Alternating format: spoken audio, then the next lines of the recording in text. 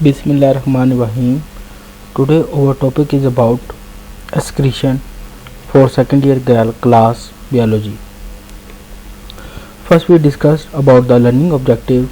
We want to understand the term excretion, nitrogenous waste in animals and human excretory system. We can define the excretion as the removal of unwanted excess and toxic material from the body. Basically, the nitrogenous waste is very harmful for our body. It can be removed from our body, so we can also define as the removal of nitrogenous waste from our body is called excretion.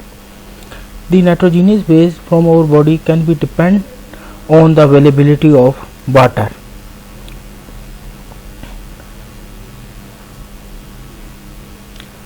On the availability of water, we can divide the nitrogenous bases in three groups, that are ammonia, urea and uric acid. पानी की जितनी जिस environment में जितनी availability होती है उसके मुताबिक जो है एनिमल जो है वो अपना नाइट्रोजनियस वेस्ट जो है वो प्रोड्यूस होता है और अपनी बॉडी से वो रिमूव करेगा। और इस बिना पर जो हमारे पास जो एनिमल्स के ये एक्सक्रीटरी प्रोडक्ट आ रहा है वो हमारे पास तीन तरह का है, अमोनिया, यूरिया, यूरिक एसिड। अब हम देखते हैं बारी बारी कि कौन से एनिमल कौन सा एक्सक्रीटरी प्रोडक्ट प्रोड्यूस करते हैं। पहले मैंने आपको बताया था कि नाइट्रोजनियस वेस्ट जो है basically they are harmful for our body, toxic होता है, नुकसानदेह है। इस वजह से इसे क्या किया जाता है, रिमूव किया जाता है फ्रॉम द बॉडी और उस प्रोसेस को क्या बोलते हैं, एक्सक्रीशन। अगर हम सबसे पहले अगर देखें, अगर हमारे पास जो लिविंग ऑर्गेनिज्म है वो एक्वेटिक इन्वायरमेंट मतलब पानी में रहते हैं, तो ऐसे एनिमल्स जो पानी में रह रहे हैं वो जो एक्सक्रीटरी प्रोडक्ट प्रोड्यूस करते हैं उसे हम बोलते हैं अमोनिया। और आपने ये बात याद रखनी है, ammonia is the most toxic form of, सबसे ज़्यादा टॉक्सिक फॉर्म है। और इसके अलावा जो removal of ammonia group from amino acid, जो आपकी बॉडी में से ये जो अमोनिया ग्रुप है इसको जो रिमूव किया जाता है, इस प्रोसेस को हम क्या बोलते हैं, डी एमिनेशन बोलेंगे। It can not be store in the body, क्योंकि हमारी बॉडी में स्टोर नहीं हम इसे करते, because they are the more toxic form. ये सबसे ज़्यादा टॉक्सिक फॉर्म है और ये बॉडी में स्टोर नहीं की जाती। अगर मैं बात करूँ 1 ग्राम ऑफ अमोनिया, अगर इस 1 ग्राम ऑफ अमोनिया की बात की जाए, it requires 500 ml of water. तो हमें कितना वाटर जो है होना चाहिए, तकरीबन अगर 1 ग्राम अमोनिया को बॉडी में से रिमूव किया करना है किसी ऑर्गेनिज्म की बॉडी से, तो हमें तकरीबन 500 ml ऑफ वाटर की ज़रूरत है। तो इसकी आप टॉक्सिसिटी इससे भी अंदाज़ा कर सकते हैं कि इसका 1 ग्राम जो है वो उसको रिक्वायर्ड है 500 ml of water to remove from the body. So ammonia को अब हमने क्या जो है, ये जो एनिमल्स अमोनिया को जो अपनी बॉडी से रिमूव करते हैं, ऐसे एनिमल्स को हम क्या बोलते हैं, अमीनोटेलिक ऑर्गेनिज्म। तो हम इसे हम कह सकते हैं the ammonia is the product of excretory for those animal which have abundant supply of water and such animals are called ammonotelic. इसके बाद जो हमारे पास दूसरा ग्रुप होता है, जो ऑर्गेनिजम्स यूरिया प्रोड्यूस करते हैं उनको हम कहते हैं ureotelic. It is the less toxic form then ammonia. ये अमोनिया से जो है वो कम जो है टॉक्सिक है एज़ कम्पेयर टू अमोनिया। अब इसकी रीज़न क्या है, it requires 1 gram of urea. अगर 1 ग्राम ऑफ यूरिया की बात करें, it requires 50 ml of water. तकरीबन 50 ml ऑफ वाटर रिक्वायर्ड है to remove the urea from the body. तो और जो आपने बात याद रखनी है, it can be store in the body. ये किस फॉर्म में स्टोर होता है, in the form of urine जो है ये बॉडी में स्टोर होता है। और इसको क्या है, किडनी से क्या किया जाता है, किडनी जो है वो फिल्ट्रेट जब करेगी, फिल्ट्रेशन होगी किडनी में और हमारी बॉडी से इसको एलिमिनेट कर दिया जाएगा। और ये क्या लेस टॉक्सिक फॉर्म है अमोनिया से, क्यों अमोनिया से लेस टॉक्सिक फॉर्म है? इसके रीज़न क्या है? इट रिक्वायर्स अगर 50 ml of water for 1 gram of urea, 1 gram of urea को रिमूव करने के लिए हमें 50 ml ऑफ वाटर की जो है ना रिक्वायरमेंट चाहिए, और ये हमारी बॉडी से क्या होता है? रिमूव हो जाता है, और ये स्टोर हो रहा है in the form of urine solution. और किडनी क्या करती है? जब आफ्टर फिल्ट्रेशन हो जाती है, फिल्ट्रेशन का अमल पूरा हो जाता है, तो इसको यूरिनरी ब्लैडर में स्टोर करके बाद में क्या किया जाता है? बॉडी से स्क्रीट आउट कर दिया जाता है। तो ये, और जो एनिमल्स यूरिन प्रोड्यूस करते हैं उनको हम क्या कहेंगे? Ureotelic organisms. इसके बाद जो हमारे पास तीसरी एग्जांपल आती है, जो तीसरे किस्म के ऑर्गेनिजम्स हमारे पास आते हैं, वो ऐसे ऑर्गेनिज्म हैं जो यूरिक एसिड को as a secretary product produce करेंगे, और इनको हम बोलते हैं यूरिकटैलिक ऑर्गेनिज्म। अब ये जो ऑर्गेनिजम्स हैं, ये जो यूरिक एसिड है, they are the less toxic form than others excretory products. क्यों? They requires only 1 ml of water to remove from the body. It requires 1 gram of uric acid requires 1 ml of water to remove from our body. इसको सिर्फ 1 gram of uric acid को जो है remove होने के लिए 1 ml water की ज़रूरत होती है। और ऐसे ऑर्गेनिजम्स हमारे क्या कहलाते हैं? वो आपके कहलाएंगे यूरिकोटैलिक ऑर्गेनिज्म। और इसमें अगर हम देखते हैं कि ये जो ऑर्गेनिज्म है हार्श कंडीशन में रहते हैं, हार्ड कंडीशन में रहेंगे जहाँ पर एक्सट्रीम शॉर्टेज ऑफ वाटर होती है। और ऐसे ऑर्गेनिज्म में अगर हम एग्जांपल्स की बात करें तो हमारे पास बर्ड्स, रेप्टाइल्स, इंसेक्ट्स, स्नेल्स, ये हमारे पास यूरिक एसिड प्रोड्यूस करते हैं, और इनको क्या कहते हैं? Uricotelic organisms. तो ये हमारे पास जो है ऑर्गेनिज्म इधर जो इस ग्रुप में प्रेजेंट है। और जो अगर हम बात करें जो यूरियोटैलिक है, उनमें हमारे पास मैमल्स, एम्फीबिया और सम बोनी फिशेस जो हैं, शार्क वगैरह, ये हमारे पास यूरिकोटैलिक है। और जो कि हम पहले ग्रुप में जो हमने पढ़ा था, जो माइनोटैलिक थे, जो अमोनिया रिलीज़ करते थे, उसमें हमारे पास बोनी फिशेस जो है इनकी एग्जांपल मौजूद है। इसके अलावा हाइड्रा भी जो है वो भी अमोनिया रिलीज़ करता है। तो ऐसे हमारे पास ये ऑर्गेनिजम्स मौजूद हैं जो मुख्तलिफ सेक्रेटरी प्रोडक्ट्स को बॉडी से रिलीज़ कर रहे हैं। ये सब जो है वो किस पे डिपेंड करते हैं? On the availability of water पे, और अपनी बॉडी से नाइट्रोजीनियस वेस्ट को रिमूव करते हैं। क्यों रिमूव करते हैं? Because nitrogenous waste are harmful for our body, और वो जो नाइट्रोजीनियस वेस्ट जो है वो हमारी बॉडी के लिए हार्मफुल है।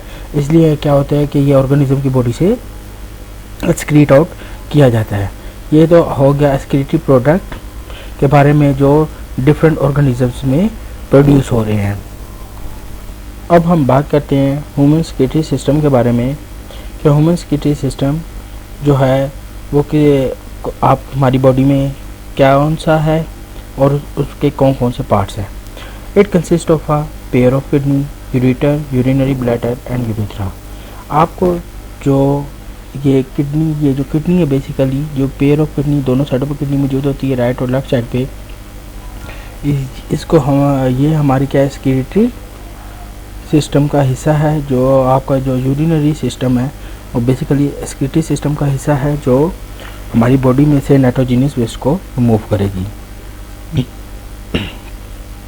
फिर आपने ये देखा, ये जो आपका ट्यूब लाइक स्ट्रक्चर जो ये नज़र आ रहा है, ये यूरेटर है, ये आपका यूरिनरी ब्लैडर है, जिधर यूरिन स्टोर होता है। इधर मसल्स हैं, स्फिंक्टर मसल्स कहलाते हैं, जो कि जब क्या होगा, यूरेथ्रा से में ये जो मसल्स यहाँ मौजूद हैं, जब एक्सक्रीशन करनी होगी तो ये मसल्स मूव करेंगे, और उसके बाद क्या होगा, जो है यूरिन जो है वो हमारी बॉडी से रिमूव कर दिया जाएगा। तो ये तो हमारा हो गया कि ह्यूमन सेक्रेटरी सिस्टम में कौन से पार्ट्स जो हैं मौजूद हैं। इसके बाद अगर हम देखें, अब हम स्ट्रक्चर ऑफ किडनी को डिस्कस करते हैं। स्ट्रक्चर ऑफ किडनी हमारा कैसा प्रेजेंट है।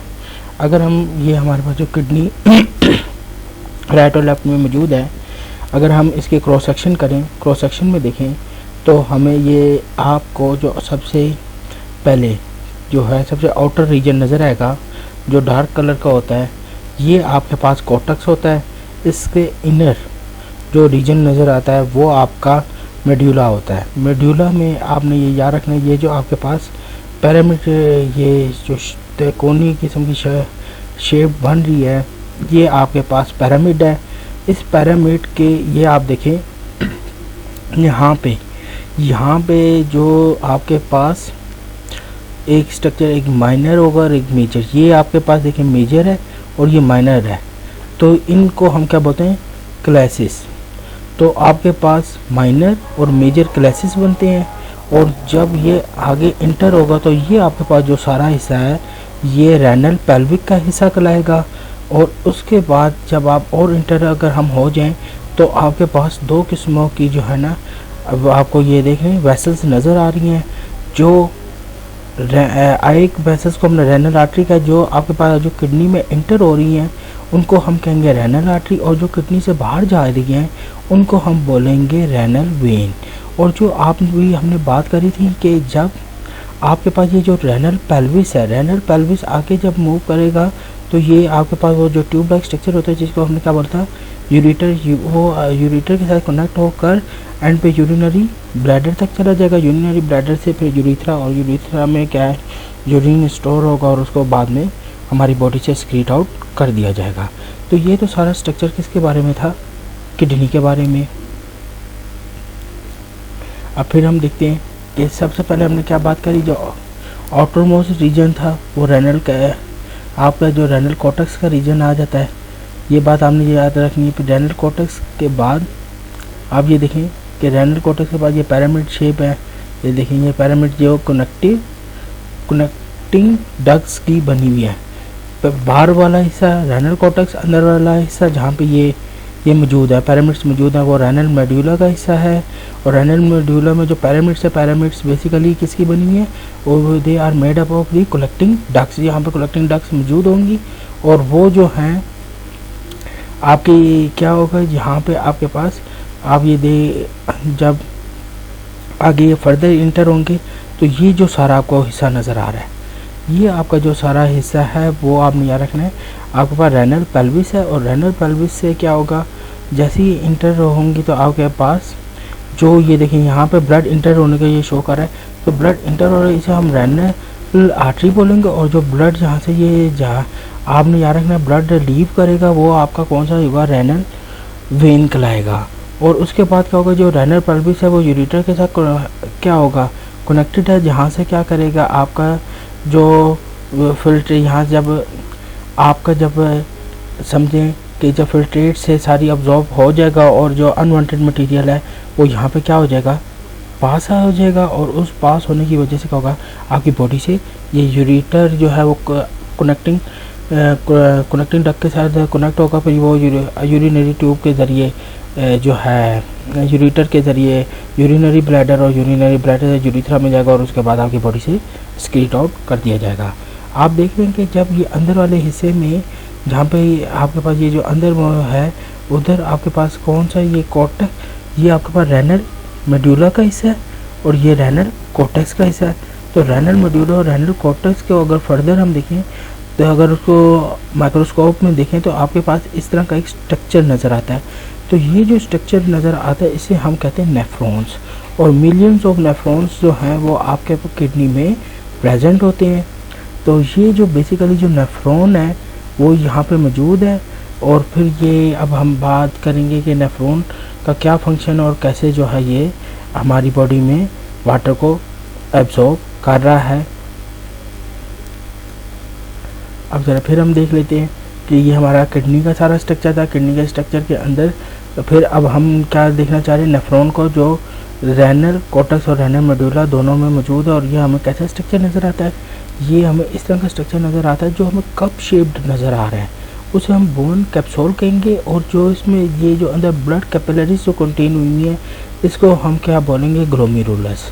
अब ग्लोमेरुलस में दो चीज़ें कि आपको ये दो आपको नज़र आ रही होंगी आर्ट्रियोल्स निकल रही हैं, एक को हम एफेरेंट बोलेंगे, एक को हम बोलेंगे इफेरेंट। एफेरेंट जो होंगी याद रखनी है ये एफेरेंट है।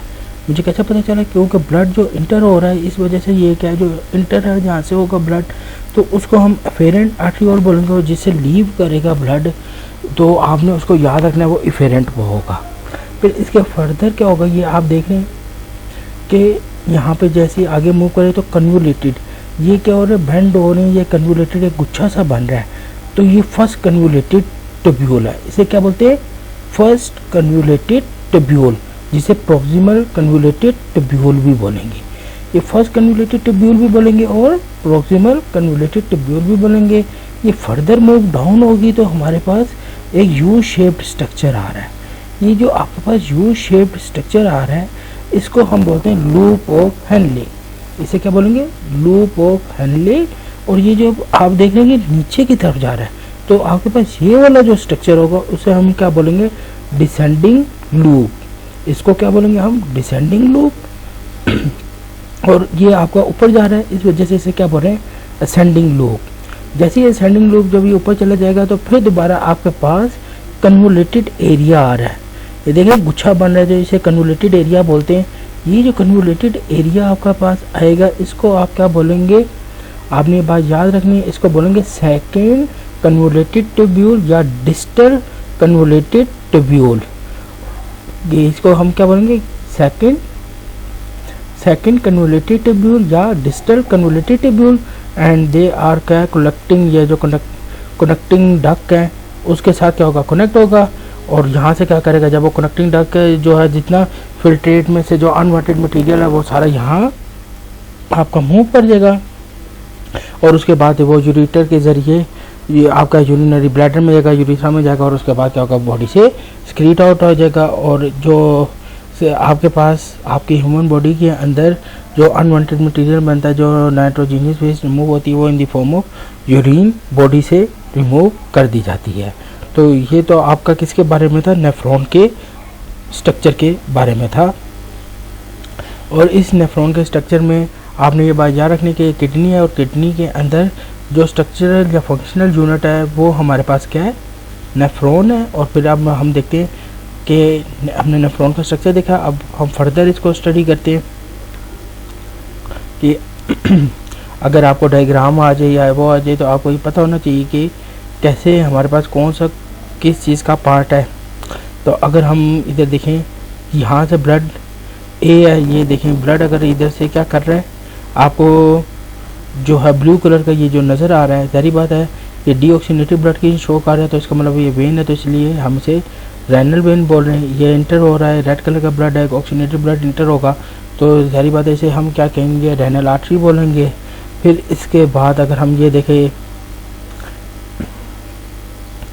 आपके पास ये आपको पता है कि ये पेल्विस का हिस्सा है, तो पेल्विस के हिस्से के साथ क्या अटैच हुआ होता है, यूरेटर। तो इस वजह से इसे हम ये क्या, ये यूरेटर है।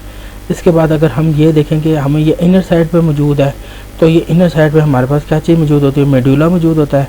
आउटर साइड की अगर बात करें, इनर साइड पे क्या है, मेडुला मौजूद है। आउटर साइड पे देखें कॉर्टेक्स मौजूद है। अगर ये इनर पे आपको मैंने बताया था, ये कौन सा रीजन होता है, पेल्विस का रीजन होता है, जिसे रेनल पेल्विस बोलेंगे। ये तो किडनी के स्ट्रक्चर के बारे में होगा। अब इसी तरह अगर आपको पेपर में डायग्राम आ जाए नेफ्रॉन की, तो आपको नेफ्रॉन का भी स्ट्रक्चर पता होना चाहिए।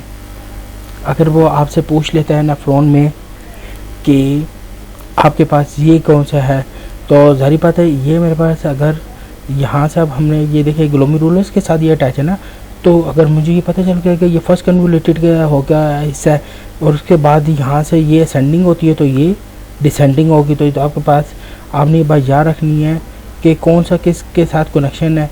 तो इधर से मुझे क्या पता चला, फर्स्ट कन्वोल्यूटेड ट्यूब्यूल, ये जो आपके पास ये पहले हम देखते हैं कि इन्होंने 4 प्रॉक्सिमल ट्यूब्यूल, बिल्कुल।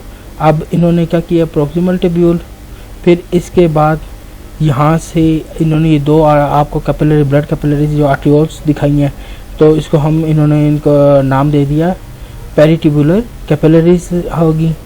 ये आपके पास जो दूसरा नंबर पे क्या है, डिसेंडिंग लिम्फ, ये डिसेंडिंग लूप का हिस्सा है, और लूप ऑफ हेनले का हिस्सा आ गया। और ये आपका किसका आ गया, असेंडिंग लूप ऑफ हेनले का हिस्सा आ गया।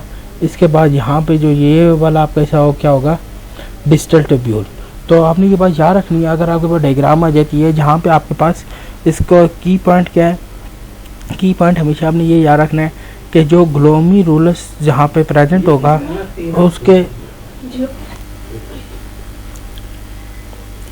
जहाँ पे आपका ग्लोमेरुलस प्रेजेंट है, बोवन कैप्सूल, ये बोवन कैप्सूल और ये ग्लोमेरुलस है, तो जहाँ पे आपके पास ये वाला स्ट्रक्चर मौजूद होगा वहाँ पे फर्स्ट कन्वोल्यूटेड ट्यूब्यूल है, और जहाँ पे ये होगा वहाँ पे आपके पास सेकंड, इसके जो अपोजिट होगा वो क्या होगा, सेकंड कन्वोल्यूटेड ट्यूब्यूल होगा। फिर इसके बाद आपके पास डिसेंडिंग लूप और असेंडिंग, ये ऊपर की तरफ जा रही है असेंडिंग लूप हो जाएगी, ये नीचे की तरफ जा रही है इसलिए डिसेंडिंग लूप हो जाएगी।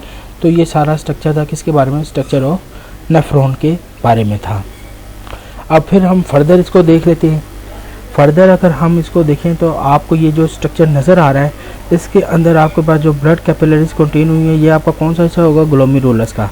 और जिसको कप शेप आपको जो ये नज़र आ रहा है ये आपके पास कौन सा स्ट्रक्चर है, आपके पास बोवन कैप्सूल। इसमें से जो ब्लड लेकर आएगा उसे हम एफेरेंट आर्टियोल बोलेंगे, जो ब्लड लेके जाएगा उसे क्या बोलेंगे, एफेरेंट बोलेंगे। अब फिर हमने देखा कि जो आपको मैंने पहले बताया जो ग्लोमेरुलस से आगे जाएगा कन्वोल्यूटेड एरिया आएगा, जो ये आपके पास क्या गुच्छा बन रहा है, ये देखिए बैंड एरिया बन रहा है, उससे सबसे पहले हम क्या बोलेंगे, प्रॉक्सिमल कन्वोल्यूटेड ट्यूब्यूल या फर्स्ट कन्वोल्यूटेड ट्यूब्यूल। तो जारी बात है नीचे की तरफ जा रहा है तो ये डिसेंडिंग लोब है, और ये वापस ऊपर की तरफ आ रहा है, ये आपके पास क्या होगा, असेंडिंग लोब। तो इन दोनों को हम क्या बोलेंगे, लूप ऑफ हैंडले। फिर इसके बाद आपके पास सेकंड कन्वोल्यूटेड ट्यूब्यूल का हिस्सा आएगा जिसे आप क्या बोलेंगे, डिस्टल कन्वोल्यूटेड ट्यूब्यूल बोलेंगे, और एंड पे वो कनेक्टिंग ट्यूब्यूल के साथ क्या होगा, ज्वाइन हो जाएगा, और देन यूरिन पास हो जाएगा आपके पास यूरिटर पे, और यूरिटर से कलेक्ट होगा आपके पास चला जाएगा यूरिनरी ब्लैडर के पास, एंड देन क्या होगा, वो स्क्रीट हो जाएगा फ्रॉम द बॉडी। तो ये तो किस के बारे में स्ट्रक्चर था, स्ट्रक्चर ऑफ नेफ्रॉन के बारे में। अब हम देखते हैं कि फंक्शन क्या है नेफ्रॉन का। नेफ्रॉन के फंक्शन को डिस्कस करने में आपने ये बात याद रखनी है, वाटर की जो रीअब्जॉर्प्शन होती है किडनी में, जो नेफ्रॉन में जो टेक्स प्लेस कर रहा है वो 3 स्टेप्स में होंगी। एक को हम क्या बोलते हैं, प्रेशर फिल्ट्रेशन, दूसरे को हम बोलेंगे सिलेक्टिव रीअब्जॉर्प्शन, दूसरे को हम सिलेक्टिव रीअब्जॉर्प्शन कहेंगे, और इसके बाद तीसरे को हम क्या बोलते हैं, ट्यूबुलर सिक्रीशन। अब हम देखते हैं कि हमारे पास जो प्रेशर फिल्ट्रेशन है वो कैसे हो रही है। आपने ये बात याद रखनी है कि जो हमारे पास प्रेशर फिल्ट्रेशन है, जो ग्लोमेरुलस में आपको बताया ब्लड कैपिलरीज क्या है, मौजूद हैं। जब ब्लड इधर में जो बोवन कैप्सूल ने जो कप शेप स्ट्रक्चर है, जो बोवन कैप्सूल ने कैपिलरीज को कंटेन किया हुआ है, जब ब्लड इधर इंटर होता है तो आपने ये याद रखना कि आर्ट्रियोल्स हैं, इधर एफेरेंट और इफेरेंट आर्ट्रियोल्स हैं, उनका क्या हो जाता है, डायमीटर कम हो जाता है। तो यहाँ पे प्रेशर से क्या है, ब्लड इंटर होगा, और जब ब्लड प्रेशर से इंटर होगा तो उसके अंदर जो कंपाउंड्स हैं, जो भी उसके अंदर आपके ग्लोमेरुलस फिल्ट्रेट हम जिसे बोलेंगे, जो उसके अंदर मटेरियल मौजूद है जिसके अंदर ग्लूकोज होगा और फूड एडिटिव्स होंगे, उसके अंदर मुख्तलिफ हार्मोन्स होंगे, साल्ट्स हैं, आइंस हैं, केराटिन्स हैं, ग्लूकोज है, अमोनिया है, वाटर है, ये सारा क्या होगा, ये ग्लोमेरुलस फिल्ट्रेट में मौजूद होगा। वो क्या होगा, पंप आउट हो जाएगा, किधर मूव कर जाएगा, आपके पास प्रॉक्सिमल ट्यूब्यूल में। और आपने ये बात याद रखनी है, ये एमसीक्यूज आता है कि जो ग्लोमेरुलस फिल्ट्रेट है, जो यहाँ पे क्या हो रही है बेटा, प्रेशर, आपके पास प्रेशर जो है ना, प्रेशर फिल्ट्रेशन हो रही है। आपने ये बात याद रखनी है कि इसके अंदर ब्लड पास नहीं करेगा, ब्लड यहाँ तो आया, ब्लड में से जो फिल्ट्रेट है जिसे हम क्या बोल रहे हैं, ग्लोमेरुलस फिल्ट्रेट बोल रहे हैं, जिसमें हमने क्या बात करी, water, ammonia, glucose, hormones, urea, food additive, salts, ions, ये तो क्या होंगे, इस फिल्ट्रेट में मौजूद होंगे, और जो किधर मूव कर जाएंगे, प्रॉक्सिमल ट्यूब्यूल में मूव कर जाएंगे। और जो पीछे जो ब्लड है, जो ब्लड मौजूद है, blood can not pass through the it, blood इनमें से आगे पास नहीं होगा, बल्कि सिर्फ जो फिल्ट्रेट है वो आगे पास हो जाएगा। और क्यों और कैसे पास होगा, आपको मैंने बताया कि जब ये ब्लड इंटर हो रहा है, इनका डायमीटर, ये आर्ट्रियोल्स में इंटर हो रहा है, तो आपको पता है कि इनका डायमीटर कम हो गया, डायमीटर कम होने की वजह से प्रेशर ज़्यादा हो गया। तो प्रेशर ज़्यादा होने की वजह से जो इनके फिल्ट्रेट थे, इनके जो कंपाउंड्स थे, जो कंपोनेंट्स मौजूद थे, वो क्या हो गए, आपके पास मूव हो जाएंगे, आपके पास प्रोक्सिमल ट्यूब्यूल में मूव कर जाएंगे, और जो ब्लड सेल्स हैं वो मूव नहीं करेंगे। तो हमारे पास जो फर्स्ट जो स्टेप होता है उसे हम क्या बोलते हैं, जो यहाँ पे टेक्स प्लेस हो रहा होता है उसे हम क्या बोलते हैं, ग्लोमेरुलस अब प्रेशर फिल्ट्रेशन। और यहाँ पे जो फिल्ट्रेट होते हैं, जो फिल्ट्रेट बन रहे हैं उसे हम क्या बोलते हैं, ग्लोमेरुलस फिल्ट्रेट। अब जब ये प्रोक्सिमल ट्यूब्यूल में पहुँचेगा आपके पास ग्लोमेरुलस फिल्ट्रेट, फिर क्या होगी, इसकी एब्जॉर्प्शन होगी, सिलेक्टिवली एब्जॉर्प्शन होगी। अब वो कैसे इसकी सिलेक्टिव एब्जॉर्प्शन होगी वो हम देखते हैं कि आपके पास जो फर्स्ट कन्वोल्यूटेड ट्यूब्यूल है, ये आपके पास फर्स्ट कन्वोल्यूटेड ट्यूब्यूल है जिसे हमने प्रोक्सिमल ट्यूब्यूल भी बोला। वहाँ पे क्या होगा, ग्लूकोज की जो हैंड और न्यूट्रिएंट्स जो हैं वो क्या होंगे, एब्जॉर्ब कर दिए जाएंगे। वो यहाँ पे क्या होंगे, एब्जॉर्ब हो जाएंगे। एब्जॉर्ब ग्लूकोज और न्यूट्रिएंट्स जो हैं सबसे ज़्यादा एब्जॉर्ब होंगे, और फिर उसके बाद फर्दर इसको फिल्ट्रेट को आगे भेज दिया जाएगा ताकि फर्दर जो है साल्ट्स, यहाँ पे अभी हम आगे डिस्कस करते हैं, फर्दर इधर क्या होगा, वाटर और साल्ट्स की सोडियम आयंस क्या होंगे, वो आप समझे वाटर और साल्ट की सिलेक्टिव अब्जॉर्प्शन होगी। फिर उसके बाद जो आपके पास जो वेस्ट मटेरियल रह जाएगा वो क्या होगा, फर्दर आगे मूव कर दिया जाएगा। यहाँ पे सिलेक्टिवली, यहाँ पे जो डिस्टल ट्यूब्यूल है यहाँ पे सिलेक्टिवली रीअब्जॉर्प्शन होती है वाटर की, और जो अनवांटेड मटेरियल में से जब वाटर को और ज़्यादा क्या है वो रीअब्जॉर्प्शन इधर इधर भेजा जाता है। फिर इसके बाद क्या होगा, ताकि जो पानी ज़्यादा से ज़्यादा क्या हो जाए, एब्जॉर्ब हो जाए। जब पानी ज़्यादा से ज़्यादा एब्जॉर्ब हो जाएगा और पीछे जो अनवांटेड मटेरियल है आपके पास जो है वो कलेक्टिंग डक्ट में भेज दिया जाएगा। यहाँ पे आपके पास ट्यूबुलर सिक्रीशंस होती हैं ताकि आपका जो पीएच है, फिल्ट्रेट का जो पीएच है वो मेंटेन रहे, और उसके बाद फिर इसको जो है आगे कलेक्टिंग डक्ट में भेज दिया जाता है जो अनवांटेड मटेरियल है जो और उसको जो वेस्ट मटेरियल है वो आपका चला जाएगा कलेक्टिंग डक्ट के पास, और इन द फॉर्म ऑफ यूरिन की फॉर्मेशन हो जाएगी।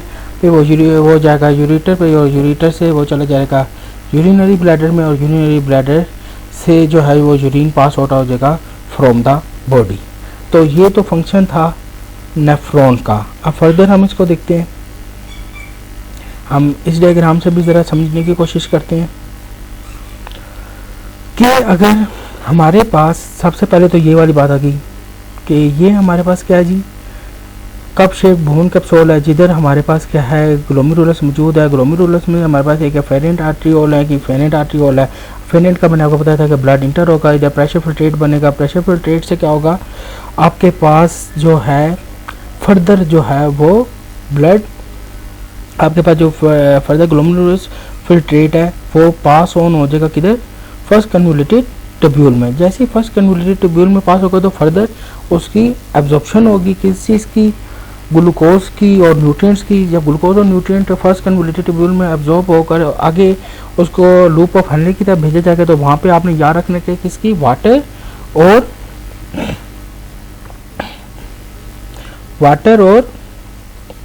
साल्ट की क्या होगी, एब्जॉर्प्शन होगी। साल्ट और वाटर एब्जॉर्ब कर लेगा, तो फिर उसके बाद जब वो डिस्टल ट्यूब्यूल पे जाएगा तो यहाँ पे आपके पास डिस्टल ट्यूब्यूल में जब वो पहुंच जाएगा तो आपने ये बात याद रखनी है कि यहाँ पे क्या होती है, ट्यूबुलर सिक्रीशंस होती हैं ताकि पीएच को मेंटेन किया जाए फिल्ट्रेट के, और साथ ही साथ ये भी देखा जाए कि जो वाटर की अगर हमारी बॉडी में कमी है तो और ज़्यादा वाटर को क्या किया जाए, एब्जॉर्ब किया जाए, ताकि आपकी बॉडी में वाटर की कंसंट्रेशन जो है वो होम्योस्टेसिस, इसे हम क्या बोलते हैं, ऑस्मो रेगुलेशन किया जाए। यहाँ पे आपके पास बेसिकली ऑस्मो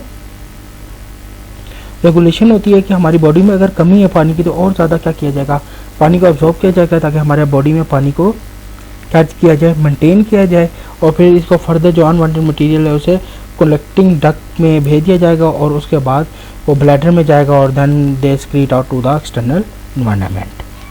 तो ये तो था किसके बारे में, नेफ्रॉन के बारे में।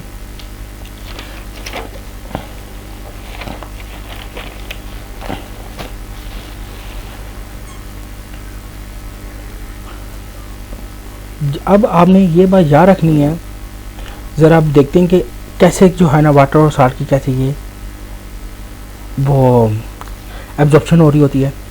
जब आपके पास, आपको ये पता है ये किडनी का ये वाला हिस्सा, कॉर्टेक्स का या मेडुला का, यहाँ पे आपके पास क्या है, नेफ्रॉन मौजूद है। अब ये आपको ये दिखा रहा है कि ये आपके पास मेडुला का रीजन है और ये आपके पास कॉर्टेक्स का रीजन है। लूप ऑफ हेनले आपके पास मेडुला में मौजूद है। और क्या ये बात आपने याद रखनी है कि ये वाला हिस्से कैसे अब ऑब्जॉर्प्शन होती है और ये अब कौन से हार्मोन रिलीज होते हैं जिसकी वजह से वाटर भी ऑब्जॉर्ब होते हैं और साल्ट भी ऑब्जॉर्ब होते हैं। तो जब आपके पास glomerulus filtrate loop of Henle में पहुंच जाता है, फिर देखते हैं क्या होता है। जब वो डिसेंडिंग लूप ऑफ हेनले में पहुंचेगा, डिसेंडिंग लूप ऑफ हेनले में जब वो पहुंच जाएगा तो आपकी जो पिट्यूटरी ग्लैंड है वो एक हार्मोन है, एंटीडायरेटिक हार्मोन, उसको रिलीज करेंगे। और वो क्या रिस्पॉन्सिबल होगा, they are responsible for the antidiuretic hormone क्या करेगा, they are responsible for the absorption of the water. वो किडनी को में जो है जब आपके पास एंटीडायरेटिक हार्मोन रिलीज होगा तो वो जिसे हम वैसोप्रेसिन भी बोलते हैं, वो आपके जो वाटर्स हैं, इधर जो फिल्ट्रेट में वाटर है उस मॉलिक्यूल को सबसे ज़्यादा क्या कर लेगा, एब्जॉर्ब कर लेगा। वाटर को सबसे ज़्यादा इसने क्या किया, एब्जॉर्ब कर लिया एंटीडायरेटिक हार्मोन जो रिलीज होने की वजह से। अब क्या हुआ, फर्दर फिल्ट्रेट जब आगे पास ऑन हुआ तो फिर आपकी बॉडी में असेंडिंग लूप में जब वो पहुंचता है तो फिल्ट्रेट जब पहुंचेगा तो वहाँ से क्या होगा, आपकी बॉडी में जो किडनी के ऊपर एड्रीनल ग्लैंड मौजूद है। एड्रीनल ग्लैंड जो है वो एक और हार्मोन रिलीज करेगा जिसे बोलते हैं एल्डोस्टेरोन। एल्डोस्टेरोन जो है they are responsible for the permeability of the sodium chloride. अब वो सोडियम आयन की परमेबिलिटी को इंक्रीज कर देगा। अब क्या होगा, जैसे ही सोडियम आयन की परमेबिलिटी इंक्रीज हो जाएगी, ये क्या है, सोडियम आयन की जब परमेबिलिटी जो है वो ज़्यादा हो जाएगी तो सोडियम आयन क्या है, वो आपका जो है किडनी में क्या होगा, किडनी में मूव हो जाएगा, फिल्ट्रेट में आ जाएगा। और उसके बाद जब आपके पास क्या हुआ, अब आपको पता है कि किडनी में जब आपने क्या कौन सा हार्मोन प्रोड्यूस हुआ, एल्डोस्टेरोन हार्मोन प्रोड्यूस हुआ है, जिसने क्या किया, इंक्रीज कर दी permeability of the sodium ion को कि वो फिल्ट्रेट में मूव कर जाए। जब फिल्ट्रेट में वो मूव हो जाएगा तो ज़ाहिर बात है कि आपकी जो है कंसंट्रेशन यहाँ पे क्या होगा, हाइपोटोनिक, आपके पास हाइपरटोनिक सोल्यूशन हो जाएगा। तो इसका मतलब ये है कि यहाँ पे वाटर की क्या है, वाटर कम है और साल्ट ज़्यादा हो गया है। तो मोर वाटर जो है किडनी क्या करेगा, एब्जॉर्ब करेगा, इधर पानी और ज़्यादा वो क्या करेगा, एब्जॉर्ब करेगा। और जिसकी वजह से क्या होगा कि वाटर की जो कमी है उसको आपकी बॉडी में पूरा किया जाएगा। तो वाटर, इसके हमें ये अब दो बातें, हमें एक बात समझ आई। पहले में क्या होता है कि वाटर की अब्जॉर्प्शन होती है कि जब, और वाटर की अब्जॉर्प्शन क्यों हो रही है कि पिट्यूटरी ग्लैंड कौन सा हार्मोन रिलीज कर रहा था, एंटीडायरेटिक हार्मोन जिसे वैसोप्रेसिन भी बोलते हैं। और उसकी वजह से आपका डिसेंडिंग लिम्फ ने वाटर को एब्जॉर्ब किया।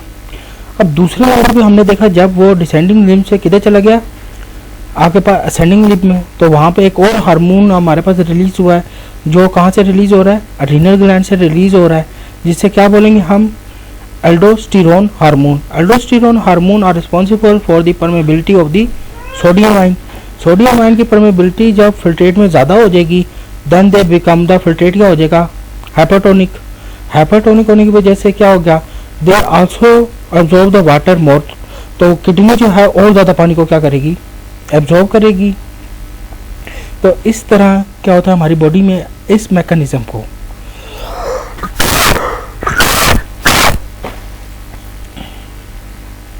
जिसमें पानी जो है आपका एब्जॉर्ब हो रहा है और जिसमें आपने ये बात याद रखा है कि मोर जो आपके पास आइंस जो हैं वो इनसाइड मूव कर रहे हैं, सोडियम आइंस मूव कर रहे हैं। इस मैकेनिज़्म को हम क्या बोलते हैं, काउंटर करंट मल्टीप्लायर। इस मैकेनिज़्म को हम क्या बोलेंगे, लूप ऑफ हेनले में कौन सा आपके पास मैकेनिज़्म हो रहा है, काउंटर करंट मल्टीप्लायर। और इसका मतलब क्या होता है कि पानी ज़्यादा से ज़्यादा क्या हो, एब्जॉर्ब हो। और क्योंकि आपके पास जब साल्ट की कंसनट्रेशन ज़्यादा हो रही है तो पानी जो है, ज़ाहिर बात है आपको पता है मूव करता है, जहाँ पे ज़्यादा होगा from higher concentration towards the lower concentration, अंदर अब जारी बता कम हो गया तो वो पानी ज़्यादा से ज़्यादा वो क्या करेगा, एब्जॉर्ब करेगा। और इस वजह से इस कॉन्सेप्ट को हम क्या बोलते हैं, काउंटर करंट मल्टीप्लायर, जिसकी वजह से आपके किडनी के सेल्स ज़्यादा से ज़्यादा पानी को एब्जॉर्ब करते हैं। फिर इसके बाद आपके पास यही फिल्ट्रेट किधर चला जाएगा, जब पानी की एब्जॉर्बेशन, पानी ज़्यादा एब्जॉर्ब हो जाएगा, फिर ये आगे आपके पास चला जाएगा डिस्टल ट्यूब्यूल के पास। अब मैंने डिस्टल ट्यूब्यूल को आपको बताया था कि ये क्या करता है, ट्यूबुलर सिक्रीशन करता है, because they are tubular secretion करेगा और इधर होगी ताकि क्या हो, पीएच ऑफ द फिल्ट्रेट को मेंटेन किया जाए। फिर इसके बाद जो है इसका क्या है, ऑस्मो रेगुलेशन में खास रोल है कि ये अब फर्दर देखा जाएगा कि पानी क्या है और एब्जॉर्ब करना है, तो ये पानी को फर्दर क्या करेगा, सिलेक्टिवली रीअब्जॉर्ब करेगा, ताकि आपकी बॉडी में क्या हो, पानी की कमी ना हो। फिर इसके बाद क्या होगा, जो अनवांटेड मटेरियल है जैसे केराटिन होगी, यूरिया हो गया, फूड एडिटिव्स और जो भी रिमेनिंग अनवांटेड मटेरियल है वो क्या होगा, अनएब्जॉर्ब्ड होगा and pass to the connecting duct. और वो कनेक्टिंग डक्ट में यूरिया और जो भी अनवांटेड मटेरियल है, वाटर है, जो भी फूड एडिटिव्स हैं, जो भी हैं, वो आपके पास जो है कलेक्टिंग डक्ट में चला जाएगा और वहाँ से क्या होगा, ये यूरिनरी ब्लैडर में जाएगा और बॉडी से स्क्रीट आउट हो जाएगा। तो ये तो आपके पास था ह्यूमन एक्सक्रीटरी सिस्टम, जिसकी हमने डिटेल पढ़ी कि कैसे हमारी बॉडी से जो है वो रिमूव हो रहा है आपका जो नाइट्रोजीनियस वेस्ट है, जो आपका एक्सक्रीटरी प्रोडक्ट है, यूरिया जो है आपकी बॉडी से कैसे रिमूव हो रहा है in the form of urine. अब हम देखते हैं हमारे पास कितने टाइप्स की नेफ्रॉन्स होती हैं। हमारे पास दो टाइप्स की नेफ्रॉन्स होती हैं, एक को हम कॉर्टिकल नेफ्रॉन बोलते हैं, एक को जक्स्टा मेडुलरी नेफ्रॉन बोलेंगे। आपने ये बात याद रखनी है, जो कॉर्टिकल नेफ्रॉन है वो रेनल कॉर्टेक्स के रीजन में प्रेजेंट है। और दूसरा इसका अगर पॉइंट है तो जो हम कह सकते हैं इसका जो लूप ऑफ हैंडले है, ये आप देख रहे हैं loop of Henle, it has small loop of Henle. अब स्मॉल लूप ऑफ हैंडले है, therefore they absorb less amount of water. तो जारी बात है ये इसका लूप ऑफ हैंडले कम है तो ये कम पानी को क्या करेगा, एब्जॉर्ब करेगा। और इसकी वजह से क्या होता है, मोर डाइल्यूट यूरिन जो है वो प्रोड्यूस होती है। और तकरीबन 70 to 80% जो है किडनी ने को आपका कॉर्टिकल नेफ्रॉन कंसिस्ट किया होता है। इसके बाद हम देख लेते हैं कि जस्टा मेडुलरी नेफ्रॉन क्या है।